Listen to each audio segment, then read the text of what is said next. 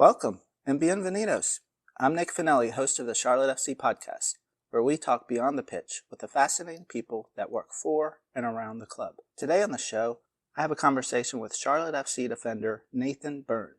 Nate's effort and intensity on the pitch are two of the characteristics I have admired since he joined the Crown. I think you will really enjoy learning more about Nathan Byrne as much as I did. It's time for the Charlotte FC podcast.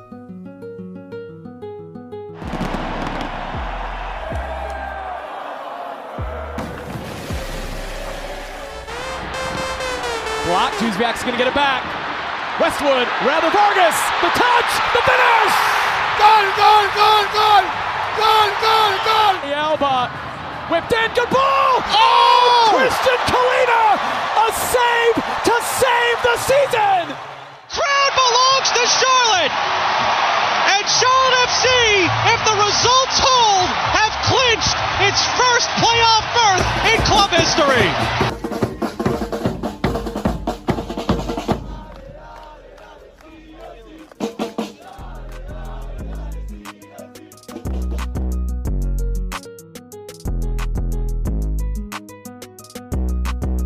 So I start off all my interviews with having the person give an elevator pitch.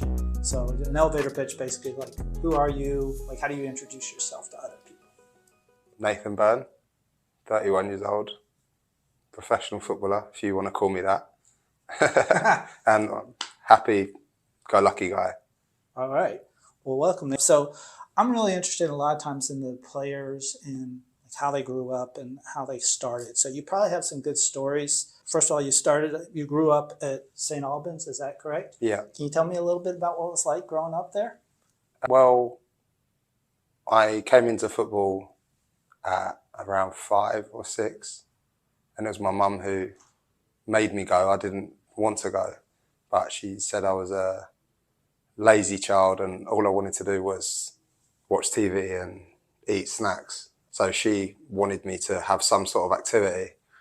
I was a very shy kid, so I didn't want to do anything new. Mm-hmm. So she made me go down to train with St. Albans City, just Sunday league, grassroots football. Mm-hmm. And she, originally after the first time, I didn't touch the ball. I just stood on the outside of the field, pretty much watching the game go by. And at the end she said, "Oh, did you have fun?" And I said, "Yeah, and I want to go back." Even though I didn't kick a football, I just watched. So I got into it then, was at St. Albans City until 9 years old, and then I got scouted by Tottenham the first time. I was at Tottenham as a striker for 2 years. And was that kind of in the youth part of it? Yeah. Kind of like these guys pretty much, here, yeah. Their academy, under 9s and under 10s. And at that point, they were at their old training ground, which was actually at the stadium in the middle of London. So I was finishing school at 3, rushing there to train at 5:36, and I wasn't getting home until past 10 o'clock. Is this every day? This was 3 times a week. Wow. So I was there for 2 years, and my mum saw that I wasn't really enjoying it. So she just asked me one day, "Do you want to go back to St. Albans City and not do this?" And I was like, "Yeah." So I left, went back to St. Albans City, playing with my friends again, enjoying it.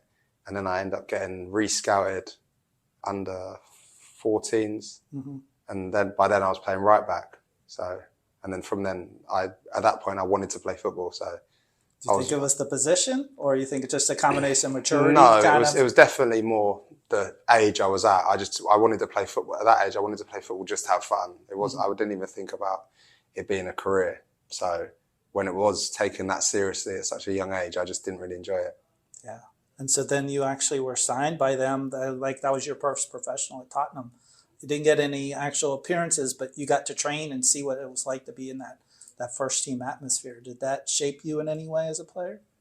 I'd probably say more so the whole ethos of the club at that time was, as soon as you're a professional and you're old enough to go out and play men's football on loan. As soon as I turned 17, I went out on loan, on my first loan. And that's sort of what throws you into the real world and really makes you become a player, in my eyes, is playing games at a high level in men's football. And when you go on loan, you go away from your family, your friends, everything you're used to, your comfort zone. So it's sort of like a sink or swim, which I think is a good thing. Especially for a shy kid, right? Yeah. Well, at that point, I wasn't shy. I'd grown up by then. It was more when I was younger, I was shy. But yeah, I think that's what really molds a lot of English players so quickly, because you sort of have to work it out quite young. By 16, 17, they're treating you like they would a 35-year-old experienced professional. So expectation is there regardless of your age or what you look like. Or so if you're there, it's sort of you should be good enough or you're not. So yeah, I think that's what helped me. And you've been in lots of places, most of the time and I'm going to pronounce these, probably botch these, but Swindon Town? Yep. Wigan? Yep. And then Derby, right? Mm-hmm. Anything from those clubs and those experiences kind of help you know what kind of player you are, but also know like how to be a professional? I think more than anything, it was probably Tottenham that created that. And I think my mentality and my attitude has pretty much been the same throughout my career. So I feel like by 17, 18, I had a very experienced way of looking at things. Probably more because they do treat you, they're quite tough on you quite young. Mm-hmm.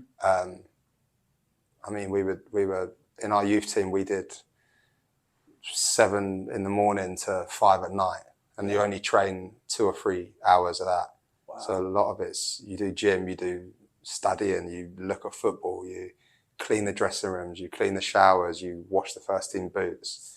It's not like you go there and life's great, you've made it. Right. They still like, you've done nothing. It's in their, how they treat you. It's like, you haven't done anything. You have to earn it. You have to work for it. So yeah, the days were long, very long. But I think that's more what molded me into having the sort of attitude and mentality that I've got now. So what do you feel like you did to earn this, like to get the skill level to where you are now? Reps? Worked harder than a lot of people. I think even up to youth team level, I probably wasn't looked at as the fastest or the most technically gifted or the best defender or the best attacker. It was just, I was probably middle of the pile. Mm-hmm. But yeah, I think the right attitude is key daily, not just here and there. So I think if you've got the right attitude all the time, then when it comes down to it, you've got a good chance. Well, you've been a part of this club for quite some time now and kind of been a staple there, back there at right back. Kind of almost when we announced the signing of Ire, it's almost like, I don't know if other people noticed, but I felt like you kicked it into another gear. It's like, oh, they're sending someone else in here. I need to really prove myself that I'm going to be out there every week in that starting 11. How does competition help motivate you, and what do you do differently knowing that there's somebody like right there behind you that could take your spot? First of all, I think if you've played for long enough, you know that any team that's successful has competition. If you don't, then you're probably a team that's going to struggle. Especially in football and the MLS and where I came from, the Championship, because it's such a physical league and physically demanding league, you need 2 players in each position who are good enough, first of all. So I think having the competitions is a sign of a good club. And secondly, I think I wouldn't have played half as many of the games I've played. I don't know how many it is. It's close to 500 probably.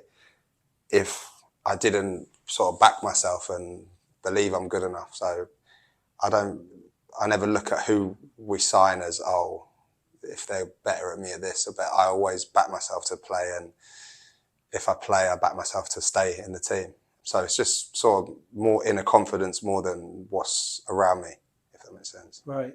You talked about your professionalism. You've been at 10 clubs in 14 years. How do you approach, like, you have new coaches, you have new players. How do you approach either bringing someone into the club and making them feel like part of the team?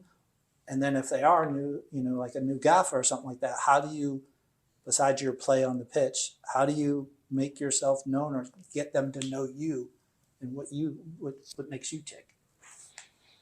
Time is one thing, and I know football, you don't really get that in a lot of the job roles as a footballer or as a staff member of football, but just adapting pretty much to your surroundings. You have to do that anyway in football, because chances are year to year you will have a lot of changes in most teams, even if you're successful or have a really bad year. Mm-hmm. I've already played with, 35 players here, and I've been here 18 months. Mm-hmm. So you have to be able to adapt very quickly. And when it comes to the manager, like I said, it's more about myself rather than who the manager is. And I think whatever a manager asks me to do, I try and do it to the best of my capabilities, and hopefully that's enough to stay in the team. So what differences have you been asked this year than previous years that you want to kind of point out? I think as a team, we're getting told to defend more as a unit rather than individually, to cover each other more. So nobody has a set player they need to mark, but more as a whole team. The shape is more what defends rather than the individual.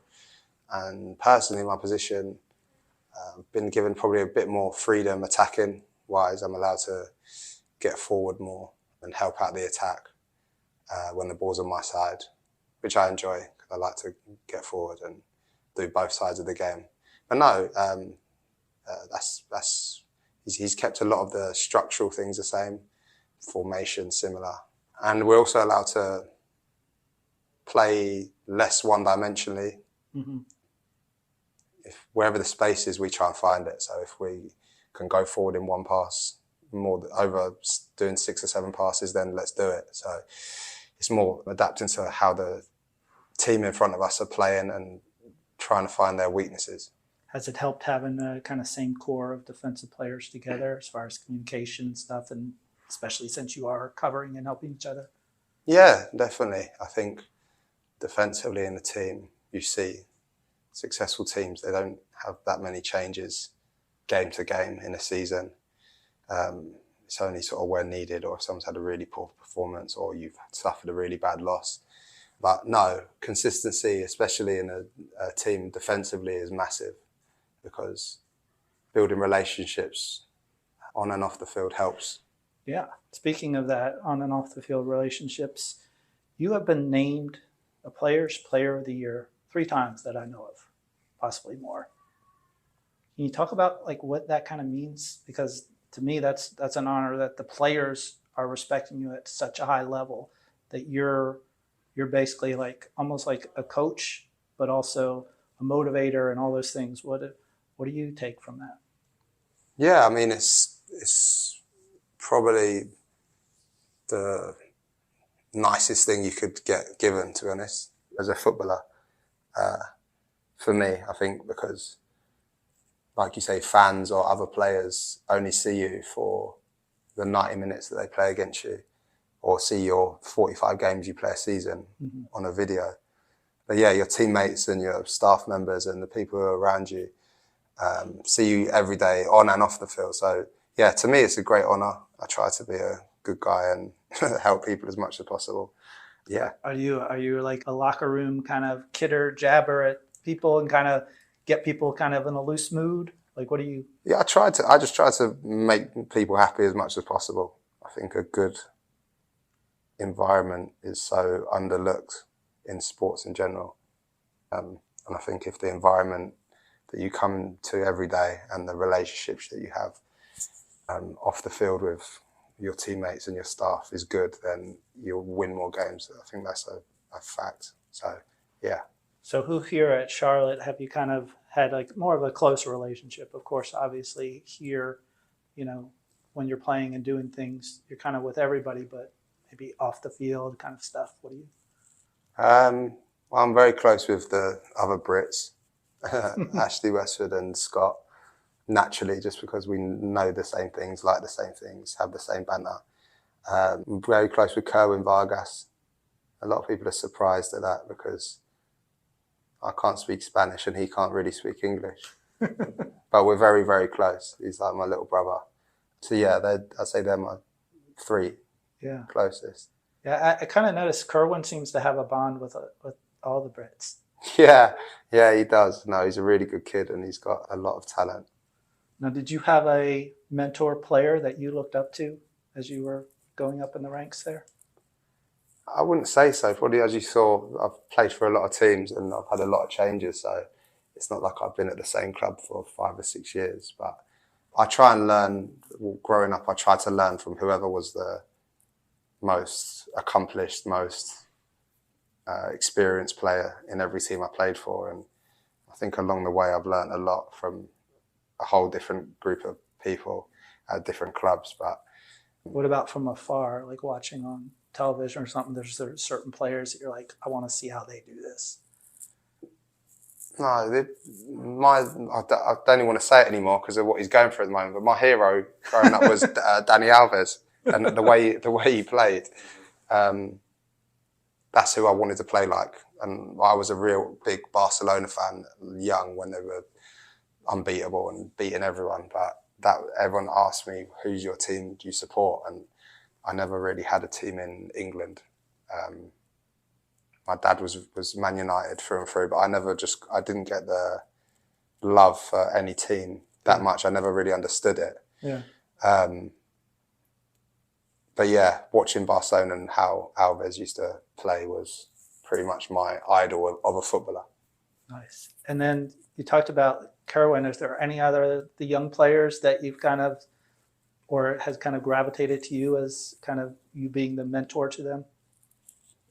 Yeah, I think as a whole, the young boys here are very willing to learn, and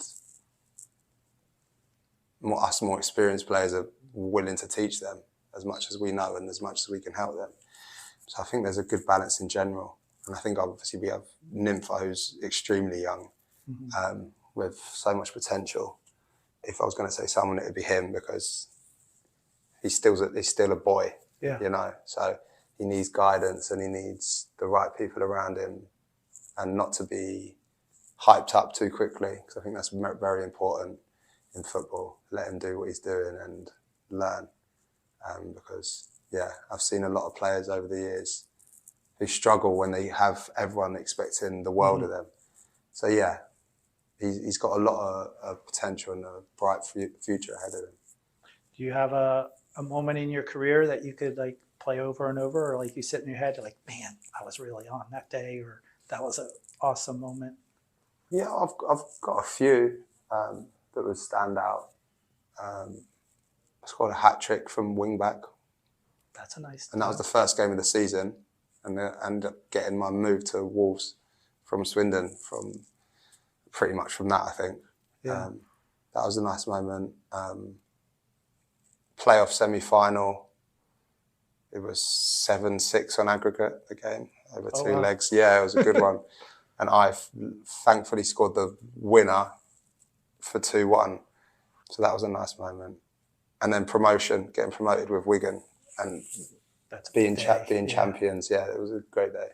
And we only became champions on the last day because there was a Blackburn were fighting with us the whole season. So that's even more. It went down to the last minute of the last game. So that was a nice feeling. Now, did you play at Wigan with Antonee Robinson? Yes, I did. Yeah, he was a young guy then too. Yeah, we got a great relationship still. I went to Las Vegas with him for a stag do. Yeah, a couple times. He's a great guy and he's doing really well. Yeah, he is. He's been a fireball for them. And then you also, I think at Wolves, did you play with Jordan Graham? Yes, he's still my best friend.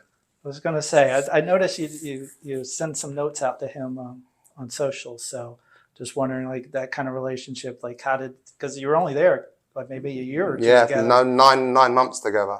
Wow. And we weren't actually that close when we were there together. But as soon as I left, I'm not sure how or why, but we just stayed in touch. And he's pretty much my best friend, and we speak every day now. Oh, that's fabulous. And he came over to Charlotte last year for a week. Oh, that's awesome. Yeah, he loved it. Yeah, it's good. It's good to have people close to you around there. What is the scariest thing you've ever done? Could be football or not football. I got knocked out. That was scary. Clean in the air. That was scary. That's what I'd say. Yeah, headed the ball. Someone headed my head, and yeah, I was asleep before I hit the ground. Oh gosh. Okay, yeah. That was probably my scariest moment in football. And then how long? Like you woke up almost, or you were knocked out for so long you didn't even know what's going on till? No, I woke up, and this was in COVID, so there was no fans, and I was in the physio that had glass panels looking down on the field, and it was only 25 minutes gone. Oh gosh. So I'm looking down, laying on a physio bed, and I'm asking the physio, why am I not playing? I didn't have a clue. Oh gosh. Yeah. What's the hardest part about being a professional footballer? The change, probably like moving your family, being away from your family. Yeah, just the uncertainty, I'd say. You miss them, right? They're not. Yeah, they're of not course. Here. Yeah. What about what's like the biggest like rush or rise that you get from being a footballer? I'd say the day-to-day. You really like the journey, huh? Yeah. Like getting into the grind? More off the field than on it. I just enjoy working closely with a lot of different characters. That's probably my biggest, nothing to do with football or the on-field stuff. It's more every day you're surrounded by 60 different people, all in your environment. It's not like you go to the office and you're close with 5 or 6 people. Yeah. You can talk to 60 different people a day, and yeah. And then you're all collectively trying to do the same thing. Exactly. So that's a shared experience of a goal. What would you like to do that you haven't done yet? Travel the world without playing football. Without playing to actually see the world. Right, like enjoy it. Not a right. hotel and a stadium. Yeah, got it. And what is something you wish fans would know about you that they don't know? Nothing. It's not. I'm private. I don't want them to know anything. Right. I want them to like me for what how I play, you know? Yeah. And for what my teammates say about me. I don't let that do the talking. Exactly. Okay, that's cool.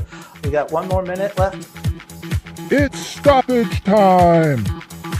These are just quick answer questions. Do you have a must-do ritual or habit you do each day? No. No. All right. Morning coffee. Morning coffee. Yeah. What kind? Have to. I have a variety, but flat white I'll go with. Okay. If you were to have any other career, what would it be and why? Music producer. Particular music? I love music, yeah. What kind? Everything. You just listen to everything? I'm a fiend for new music. Any genre, if I like it, I like it. I'd spent a lot of time looking for new songs, finding new songs. So you're going to produce Scott? Who knows? He's a singer-songwriter, so there's not much I can do for him. Favorite unplugged activity, obviously outside of football? Something else you do that away from football that you just like to do? Gaming. Really? Yeah. Do you have a specific game? Call of Duty. Okay. All right. Do you have a go-to snack when you're watching someone else play, not yourself? I like a burger. You like a burger? I love a burger. Do they do okay over here? Yeah, they do great. They do just fine. Yeah. All right. Anything particular on the burger? Because there's lots of things. No, I just like a good burger. Okay. Do you find starting a project or finishing one more gratifying? Finishing. All right. Last one. What recharges you? Family. Sweet. Thanks, man. Thank you. How can you not like Nathan Byrne even more after hearing that? He brings joy and professionalism at the highest level to every player and team he is a part of. After listening to Nate talk about how he approaches being a footballer, I am not surprised at all that he and Kerwin have developed a strong relationship. Playing against Kerwin in training and battling makes sense, and Kerwin being a younger player, they know each other better. As much as Nate enjoys playing football, you can see he really enjoys people and values the moments he spends with each one of them, and he lives in the moment. I continue also to be impressed with all of the people at Charlotte FC and the culture that has been created and shown at every level, and specifically with quality people like Nathan Byrne. As always, thanks for listening to the Charlotte FC podcast. Don't forget to follow or subscribe to our podcast and follow us on X, Instagram, and YouTube at CLTFC Podcast. Enjoy match day. We will see you in New England.